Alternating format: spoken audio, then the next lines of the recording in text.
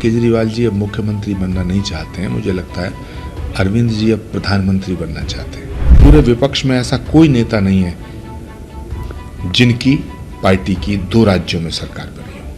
Arvind ji is only leader. Arvind Kejriwal ji का जो अब अगला टारगेट या निशाना है वो राष्ट्रीय राजनीति में नरेंद्र मोदी जी का विकल्प बनना है। अरविंद जी के फैसले से ऐसा लगता है कि जैसे वो देश के अगले प्रधानमंत्री के उम्मीदवार हैं। दिल्ली की नई मुख्यमंत्री आतिशी जी को मैं बधाई देता हूं, उनके अच्छे भविष्य के लिए शुभकामनाएं। उन्होंने कहा कि जल्दी अरविंद केजरीवाल को फिर से मुख्यमंत्री बनाना है। अब ये उनका भाव है, लेकिन अरविंद केजरीवाल जी अब मुख्यमंत्री बनना नहीं चाहते हैं। मुझे लगता है अरविंद जी अब प्रधानमंत्री बनना चाहते हैं।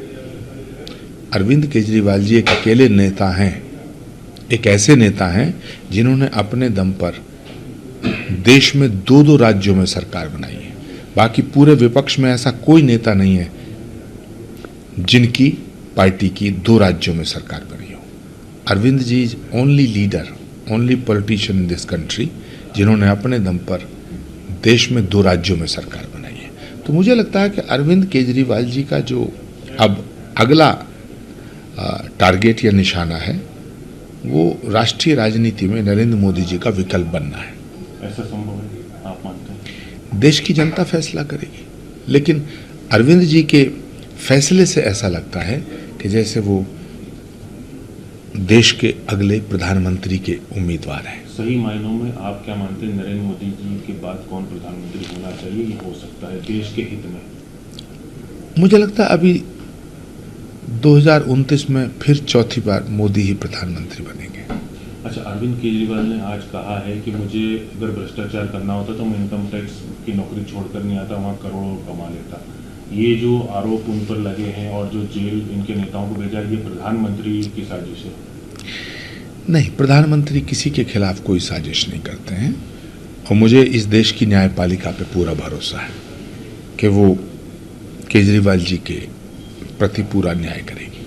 सर, प्रधानमंत्री अमेरिका दौरे पर हैं, काफ़ी लोगों में उत्साह देखा जा रहा है, जो वहाँ इंडियन बसते हैं, काफ़ी स्वागत भी हो रहा है उनका। किस तरह से आप देखते हैं भारत को इससे कितना लाभ होगा? देखिए, हमने इतिहास में सम्राट चंद्रगुप्त का नाम सुना है, सम्राट विक्रमादित्य का नाम सुना है, सम्राट अशोक का नाम सुना है, जिन्होंने भारत को गौरवान्वित करने का काम किया। सम्राट विक्रमादित्य, सम्राट चंद्रगुप्त, सम्राट अशोक, ये सब महान राजा हुए हैं, लेकिन जनतंत्र के अंदर, लोकतंत्र के अंदर सबसे बड़ा जो जनता के दिलों पर राज करने वाला कोई सम्राट अगर है तो सम्राट विक्रमादित्य के बाद वो नरेंद्र मोदी है।